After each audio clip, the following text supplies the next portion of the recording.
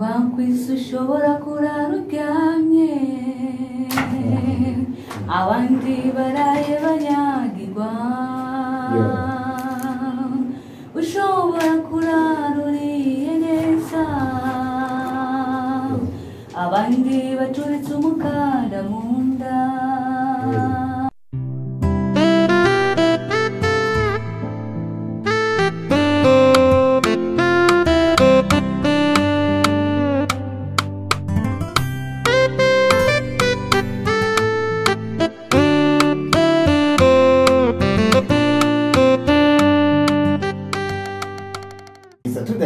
Tumaramutse na mahoro twashima Imana bigenda neza yego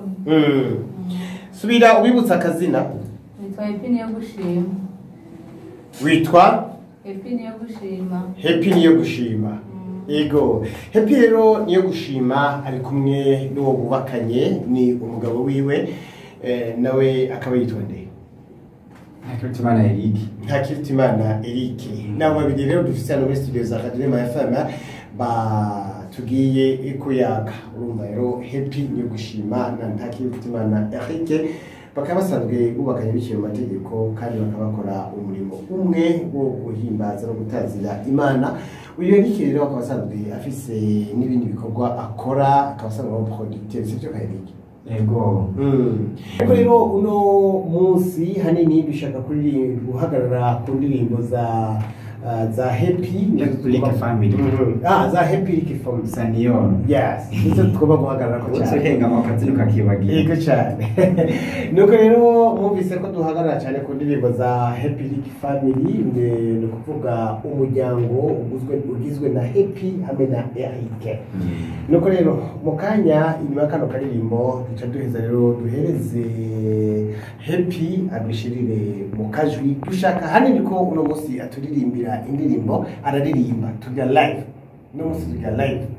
nico dushaka mukanya rero acha aheza aturirimbire indirimbo ziwe mugabo rero imbere rero yuko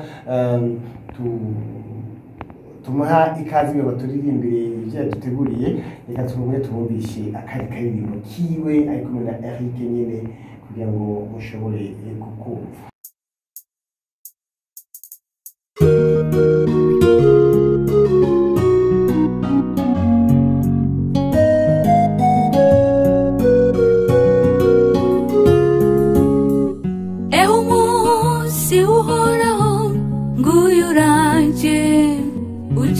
ari simusiga kubanyabyaha abapfuye bose bazosoka bafatanye n'abazoba bakiriho twese tujye gutonda hamwe imbere y'urubanza ubutandukane bw'amadini ntibuzoba bugikora umudivantiste n'umupentikoti umukatolike n'umuyisilamu n'ayandi madini narinze kudandagura twese tuzoba turi hamwe urubayagi umwe wese asobega urubanza rukwiranye n'ibyo yakoze mumaze iminsi miko murakora ibikorwa byo gufasha abantu aho nikora abatishoboye mwaragiye igihanga mwaragiye mu ntara c'ibitoki hariya za mugwiza mugina n'ahandi bijya bintu mubikorera iki bifise imvo iyi bo bijya bintu tubikora kubera ko ariko urukundo rwa Yesu rutugobera gukora Yesu akiringa hamwe isi ntiyigeze agira mu bisagara yagiye agendana n'abantu bato yitaho abantu bato mugabo twebwe iki gihe tugezemo abantu bigire mu gisagara ntibashobora kwibuka iyo baje baravuye twebwe rero ijya n'umugambi wo kwibuka mu buzima tuko tujya buzima twarabuciyemo hari n'indi baduka gusohora ivuga ngo tuze twibuka n'abandi twasize inyuma iyo umuntu yakuriye ari umuntu usanga yarakure mu buzima bwo gasanga yakuze mu buzima bubi mugamaze gutembera agashika ino adaswa no kwibuka niyo yajava natwebye tubikora mu ntumbero y'urukundo rwa Yesu tugobera gufasha abantu imfuvyi n'abapfakazi uko muri Mariko nto hari somo rivuga ngo idini ridahagarikiye gufasha imfuvyi n'abapfakazi n'abatishoboye ibyo ntibari idini yumva rero ibyo mu bikorwa kuko abantu benshi bazanga ibikorwa bya Yesu dusabwa gukora ngo no kwirirwa turasenga imisi yose turirimba oya kuririmba ni byiza mugabo bisaba tubikore tubifatanyije n'ibikorwa kuko twe mu ntumbero yo kuririmba ntabwo ari intumbero twayo kugira ngo tuje kwiga twicishamo agafaranga kuko abantu benshi bavuga ngo yo ko usingabirano nk'iyo ugiye gutunga twese ibyo ko utunze bwo mwese mwaze ko ari ibintu bigiye gushirana n'isi urukundo rero niko dukwiye gushira imbere tugafashanya tugakundana abagenzi bacu uwabuze kuko ushobora kurara wariye kuko iyo ndimbi bivuga hari undi nawe yarayashonje cyo bituma rero bisaba ko twe kwibuka abandi twasize none bijye bikorwa mukora rize yatugabanirize akaniririmbo hariya ariko bijye bikorwa none mukora murafise umuntu abafasha cyangwa afashe mu mugongo tugitangura nta muntu n'umwe twari dufise dutera intege gusa twarabona abantu bandika ama message ati Imana bahezagire mwandanye mukora abandi nabo bakatubwira ati bino bintu bwose ama montage bino bintu barikora kwe umva commentaire zibaho mu gikorwa mugaha twarabwira ko twebwe intumbero twe niyo kugira dufashe abatishoboye biciye mu ngabane Imana yaduhaye guhamagara n'abandi bashobora kwibuka biwabo bo rero twebwe cyo gikorwa ubu niho bamwe mu cyangwa uzora ati nimwe asubira gutegura ikindi tuzogerageza dushobora kuba twabaterera mugende muri abo bantu rero nko hari ico twitego kuja gukorera igitegano araho mu bantu nyine batishoboye babatwa ahantu zo tugiye gukora n'indimbo ya wimbo wa mwaka tuzogendera dutwaye ibintu tuzogenda gufashisha abantu hari umuntu umwe yaduhaye ibirata 80 none umuntu amaze kuduha ikarato 15 z'isabune natwe ubwacu tuko twingunganya nyene kumwe utuzi dushira ko n'utundi bwacu tuzobashire utuntu dukwiye kuko ndashobora gufata urugendo ruremwe tugiye gukora indirimbo ngo tuve yuko kandi haba hari abantu bato twibuka ko twasize inyuma iyo niyo ntumbero yacu kuko abantu benshi babona tubikora baza ati ibyo byose bano bantu bafite intumbero yo kuduhiga amafaranga mu bantu bafite intumbero yo gushaka gucamo amafaranga hari n'abantu benshi baje batubwira ngo nimunze ngo mukreshyira hamwe umugende kwiyandikisha ngo muce muri api muce hana mugabo twebwe kora ko intumbero yacu atari iyo intumbero yacu nivuga butumwa intumbero yacu niyo kugira dushikana ubutumwa kure kuko ntushobora kuja kubwira umuntu ubutumwa umuntu yisonzeye abana bo bantu benshi bihagiye ubutumwa ntibakibwumva abaye umwanya wose nuwo kwirondera amafaranga nta mwanya wo kumviza ivy'Imana abantu bakeneye kukizwa rero birondera ivy'Imana kuko Yesu yavuze ngo bari bakiri bato none hari inyungu mu vyitezemwo niye inyungu mu bikuramo oya nta nyungu tuvyitezemo inyungu gusa nuko tubikora twizeye ko twifuza kuzogira iherezo ryiza kurangiza neza hamwe inyungu tukazirangira mu ijuru turanabisengera cyane nkuko ijya ndi bivuga ngo ijuru sinya barega bagati Imana ico ngusaba uraduha iherezo ryiza cyo dusaba Imana kandi nawe nico ndagusabira nawe kwa twumviza bose ndabasabira ko apana gukora ngo twumve ko ibyisi ngo tuzobigumamo oya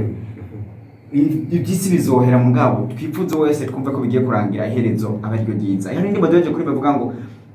uyurupfu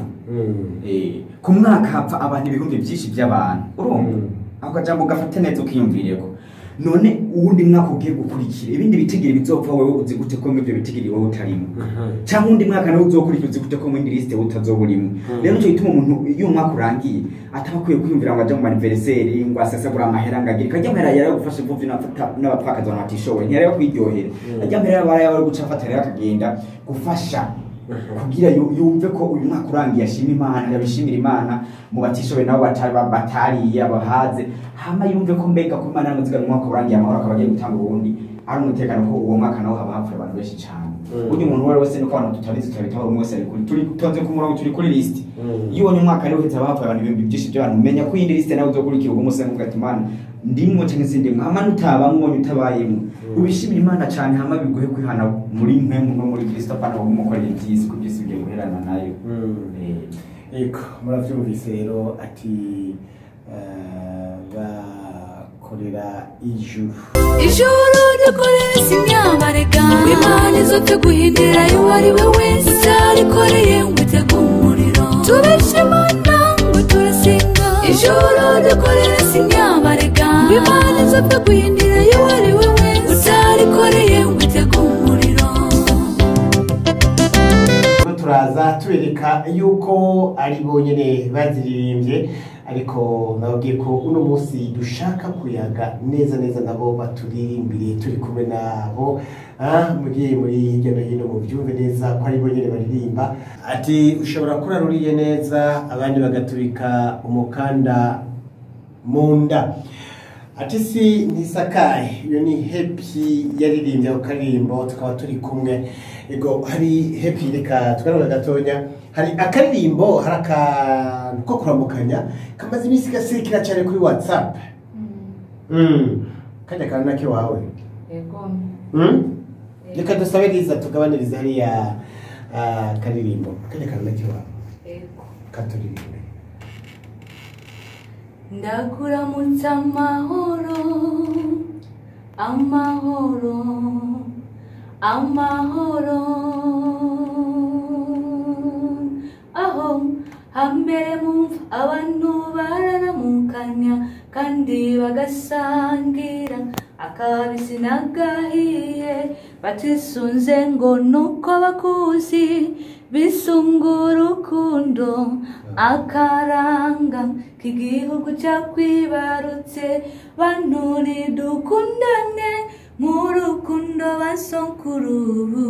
bari bafise, mu kwitanaho indamutso y'amahoro. Urakaze cyane rwose, ako kantu nakumvise ndaduherwa cyane, ntacyumva akajwi, numva ni wewe, numva ndaruhutse. Kandi uyu munsi wa mbere nakumvise ikintu mu kibiro bitatu, basubira kandi ndikiganya mu kibiro bibiri, muri narungutse ibiro bitanu kubera wewe. Yarike tubwira igishasha kindi muri ko rakora ubone iki gishasha ahubwo hari kandi karimbo gashasha dufise twari twaje nakonye gashasha tukabaza biri yego cyane kavuga ngo gashiriko ni tubiri ariko reka tutangwe akambere tujyana ka kabiri yego ku mwaka hafi ibihumbi byinshi by'abantu, kuwundi mwaka ugiye gukurikirana, uzi gute kutari mu bitigiri bisomfa. Shakubyirengagize umwe wese afise umwaka wiwe azopfiramo. Harahiriwe abapfa bapfira muri Yesu. Abantu benshi Satani aracibagiza ko tuzopfa, kugira ngo twigumire mu by'isi. Adukundisha imanza zo kwiryohera, no kuja mu bubare, kandi ayo yarayo gufasha imfubyi n'abatishoboye. kahetse sabara gatanu bikomeye cyane bashize mu mbwego cyane sinari hagufi